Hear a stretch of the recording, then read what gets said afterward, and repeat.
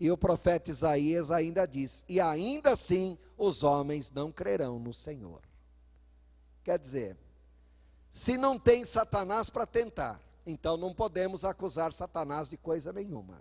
As condições de salvação são as melhores possíveis, e ainda assim as pessoas não crerão no Senhor. Então, irmãos, a finalidade é mostrar: olha, se o homem peca porque é tentado, e se não for tentado também peca. Claro isso? Agora observem no gráfico, no final do milênio, Satanás é solto, faz uma revolta final contra o Senhor, é o que nós estaremos vendo agora. Após essa revolta final, Satanás é lançado diretamente no Geena. A palavra Gehenna em hebraico quer dizer pura e simplesmente combustão, ou que queima continuamente. É o lago de fogo e enxofre propriamente dito.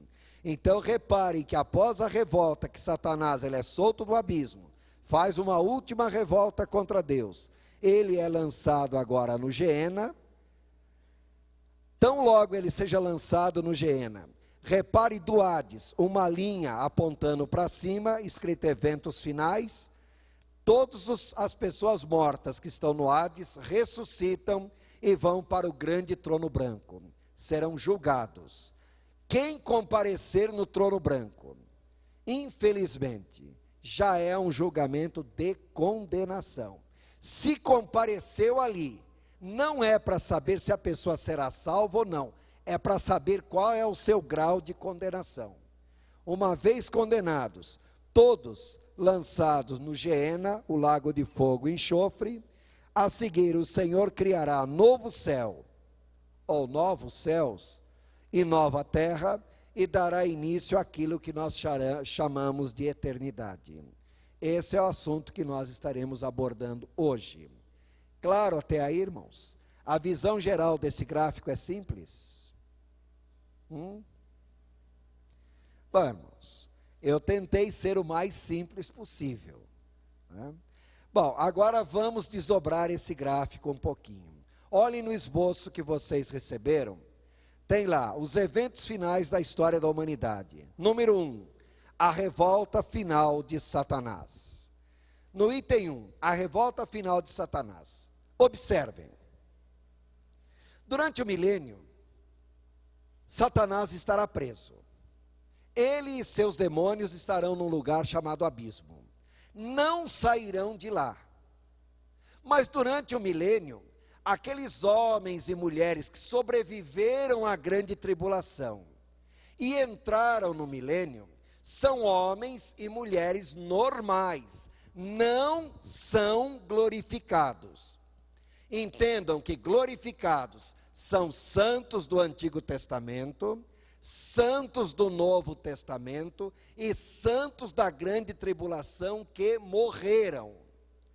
Esses santos do Antigo Testamento, até João Batista, santos do Novo Testamento, até o arrebatamento da igreja, e santos da grande tribulação, pessoas que morreram e ressuscitaram no final da grande tribulação, esses são chamados na Bíblia de os glorificados. Não serão mais pessoas normais como nós somos hoje.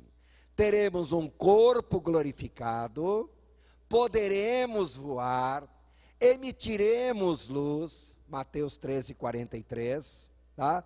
Não mais nos casaremos, nem nos daremos em casamento, claro isso, seremos reis sacerdotes. Eu estou falando de os glorificados, não serão mais chamados de a igreja, são santos do Antigo Testamento, santos do Novo Testamento, que é a igreja, santos da grande tribulação, são os glorificados, não tem mais o nome de a igreja, claro isso? Agora, os glorificados não se casam, não se dão em casamento, não correm mais o risco de pecar durante o milênio, não correm o risco de transgredir contra o Senhor. Mas aqueles homens e mulheres normais que sobreviveram à grande tribulação E a condição para sobreviver à grande tribulação é ter tratado bem o povo de Israel. Esses que sobreviveram, entram no milênio. São homens e mulheres normais, que casarão, gerarão filhos, que crescerão, casarão, gerarão filhos, que crescerão, casarão, gerarão filhos, e a população do milênio se multiplicará tremendamente. Claro isso? Essas pessoas do milênio são as pessoas para as quais os judeus estarão pregando o evangelho do conhecimento. O que diz o evangelho do conhecimento? Vinde, conhecei ao Senhor, para que reine juntamente com Ele. Só que nem todos receberão essa palavra do evangelho do conhecimento. Não receberão porque não querem, mas que a mensagem será pregada, será. Agora, muitos receberão essa palavra. E aparentemente parecem ser crentes do Senhor. Só que eles nunca foram tentados, porque Satanás estará preso. No final do milênio, finalmente, Satanás é solto por pouco tempo. Para quê? Para testar esses que nasceram durante o milênio. Porque eles nunca foram testados na sua fé, no que se refere a uma tentação. E agora eles serão testados e, para surpresa geral, muitos seguirão a Satanás com uma facilidade tremenda. Irmãos, parem para pensar que no mundo de hoje, onde nós vivemos, basta uma pessoa aparecer na televisão, galanzinho bonitinho, falar bem, engambela as pessoas de tal maneira que todo mundo segue, todo mundo acompanha. Há poucos dias atrás, nós estávamos fazendo um pequeno exercício sobre perfis de personalidade de pessoas. Aí pegamos um personagem da televisão, tá? Puxa vida, aquele da novela Coisa Nostra, o galã altão, esqueci o nome, aquele bonitão que toda mulherada suspira por ele, esqueci o nome, Tiago Lacerda, isso. Exato, era esse nome que eu estava tentando lembrar. Só para lembrar, a palavra Tiago quer dizer mentiroso, trambiqueiro, safado, vigarista, roleiro, para quem não sabe. Nada contra os Tiagos, tá? Irmãos, Tiago Lacerda, eu vi a moçada suspirando, o galã, quantos gostariam de ficar com ele? Todo mundo suspirando. Aí depois, a pessoa que estava fazendo a análise de perfil falou, é um camarada, é um péssimo filho, desobediente a pai e mãe, tem um comportamento completamente irregular, um comportamento sob certo aspecto até anormal, mas é bonitinho, aparece na televisão, a mídia faz uma propaganda ao redor dele, vira galã. Aí todo mundo fica suspirando. Então, as pessoas, muitas vezes, elas internamente, elas são muito feias, e externamente, elas podem ter uma aparência que engana muito facilmente os outros. Durante o milênio, muitas pessoas terão uma aparência agradável, mas nunca foram tentados, e na hora que forem tentados, e revelar o que essas pessoas realmente são, muitos seguirão a Satanás. Por isso que Satanás no final do milênio é solto. Agora um detalhe, Satanás já tentou destruir o povo de Israel e não conseguiu. Tentou destruir a igreja e não conseguiu. Tentou destruir tudo que se refere à santidade do Senhor e nunca conseguiu. Já que ele é o inimigo derrotado, no final do milênio, na última revolta, ele vai tentar pelo menos, como último esforço, tentar destruir a cidade de Jerusalém. Aí a Jerusalém é cercada. É uma ironia dizer que a palavra Jerusalém, Ieru quer dizer cidade, Salém quer dizer paz. Então Jerusalém é a cidade da paz. E é a cidade do mundo que nunca conheceu paz em toda a sua história. Satanás cerca agora Jerusalém. Jerusalém é cercada por um grande exército, e a Bíblia chama esse grande exército de a congregação de Gog e Magog. A palavra Gog quer dizer telhado, Magog quer dizer terra de Gog, terra do telhado, tá? Bom, deixa eu traduzir melhor isso aí. A expressão quer dizer todos aqueles que estão debaixo do mesmo teto. Ou seja, nessa revolta, praticamente o mundo todo seguirá Satanás. Quero lembrar a vocês que nós já falamos sobre um Gog e Magog antes da grande tribulação. Agora esse Gog e Magog é um termo mais genérico, abrangendo todo mundo.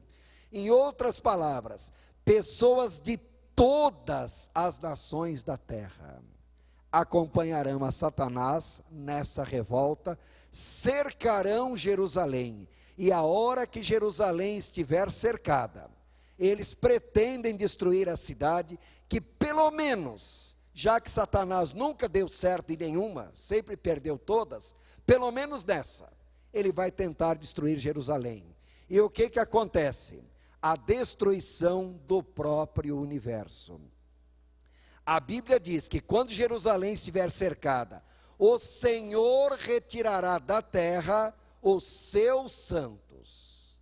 Uma pausa e duas explicações. Primeira explicação: santos que o Senhor se refere não são os glorificados.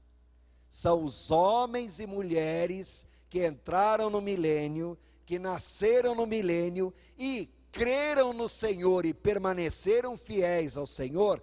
Esses são retirados da terra. Está claro? Algumas igrejas, um exemplo claro, vocês já ouviram falar num tal de George William Bush? Ouviram falar desse cidadão? Presidente americano. Ele não crê em arrebatamento da igreja antes da grande tribulação. Ele crê em arrebatamento da igreja no final do milênio. E eu pergunto para vocês, no final do milênio vai ter um arrebatamento? Vai, acabei de dizer aqui que no final do milênio o Senhor retira os seus santos, mas não é arrebatamento da igreja. A igreja já foi arrebatada antes do milênio. Agora é arrebatamento de quem nasceu no milênio, ou entrou no milênio, nasceu no milênio e permaneceu fiel ao Senhor. Então haverá um arrebatamento? Haverá sim, está claro? Mas não é arrebatamento da igreja. Para onde o Senhor leva esses que Ele retira da terra? A Bíblia não diz. Então não me pergunte. Suposição, não é uma afirmação, é uma suposição. Aqueles que permaneceram fiéis ao Senhor no milênio, que o Senhor retira da terra, Ele leva para a nova Jerusalém, a cidade celestial. Isso eu estou deduzindo, eu não estou afirmando, a Bíblia não diz isso. Mas tão logo o Senhor retira da terra os seus santos, desce fogo do céu à terra, consome não somente a terra, mas o próprio céu. Irmãos, espera um minutinho. Que o Senhor destrua a terra é compreensível, mas o Senhor destruir o próprio céu parece um tanto quanto irônico. Sim, mas a Bíblia diz isso. Então não cabe a mim ficar contestando por que o Senhor vai fazer isso. A Bíblia também não diz porque o Senhor destruirá o próprio céu. A opinião mais aceita, lembre-se que eu falei no início para vocês que Satanás, ele não mora no inferno, nunca morou no inferno. Ele vive do passear pela terra e do rodear sobre ela, e tem poder de comparecer ao próprio céu na presença do Senhor. Então, de modo geral, as pessoas entendem que pelo fato de que até no céu, se Satanás colocou o seu pé ali um dia, o próprio céu tem que ser purificado para dar origem a uma nova criação. Esta é a opinião aceita. Isso é uma afirmação? Não, a Bíblia não dá resposta para nós sobre isso. Então, esta é a opinião mais aceita. Uma vez que o próprio céu e a terra sejam destruídos, aquelas pessoas que estavam cercando Jerusalém, não pretendiam destruir Jerusalém?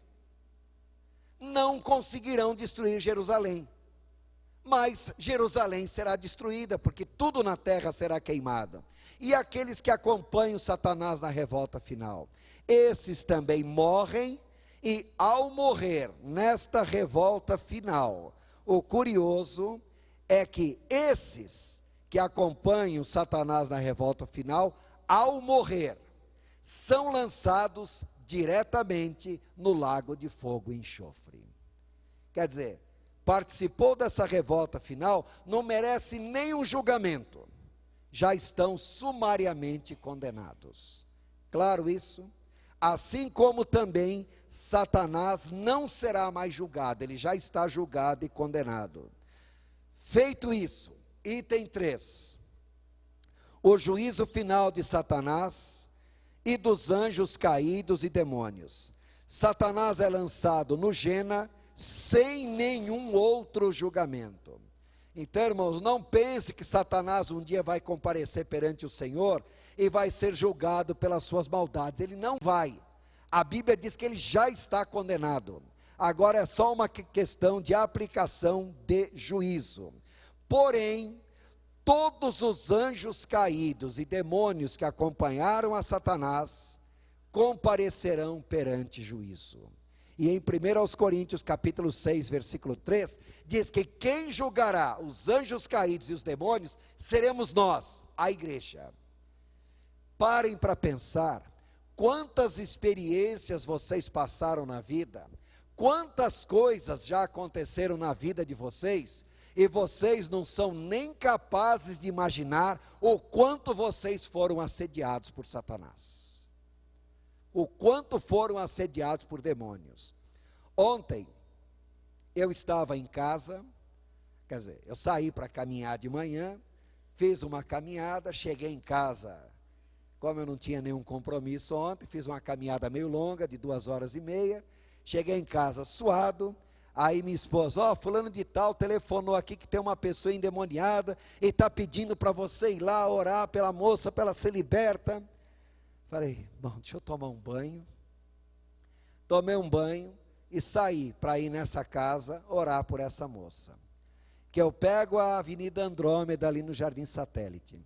Eu estou indo na faixa da esquerda, dirigindo, pensando, orando em pensamento e falando, Senhor, dá graça, dá vitória quando ali chegar. Bom, eu estou na faixa da esquerda. Quem está subindo Andrômeda sabe que à esquerda da faixa de trânsito tem estacionamento. Eu paro no semáforo, não tinha espaço à esquerda para alguém me ultrapassar. Simplesmente uma pessoa tocando uma música daquelas bem do inferno mesmo, resolve me ultrapassar pela esquerda. Quando ele vai ultrapassar pela esquerda, bate o retrovisor dele no retrovisor do meu carro. Tal. Na hora eu falei, puxa vida, eu fiquei chateado, mas na hora que eu fiquei chateado eu também já pensei, é o diabo tentando me impedir de chegar lá, mas ele não vai vencer, nós vamos continuar em frente. Já pensei logo em prejuízo no carro, tal, não, mas nós vamos em frente. Estou contando isso para vocês, para que vocês entendam, muitas experiências mínimas que vocês passam na vida de vocês no dia a dia, e vocês não sabem o quanto vocês foram tentados, assediados, cirandados e bagunçados por Satanás, ou por seus anjos e demônios. Irmãos, nesse dia do juízo, reparem que nós estaremos julgando os anjos e demônios, irmãos, para que nós vejamos o quanto nós fomos assediados, o quanto nós tivemos vitória, e estaremos vendo a nossa vitória final nesse dia, irmãos. Uma vez feito isso, os anjos caídos e demônios são lançados diretamente no lago de fogo e enxofre. Ou seja, Satanás já está lá, as duas bestas já estão lá, agora a demoneira toda é lançada lá também, tá? E demoraram demais até para ir, tá? Não vou falar, vão em paz, porque eles nunca terão paz.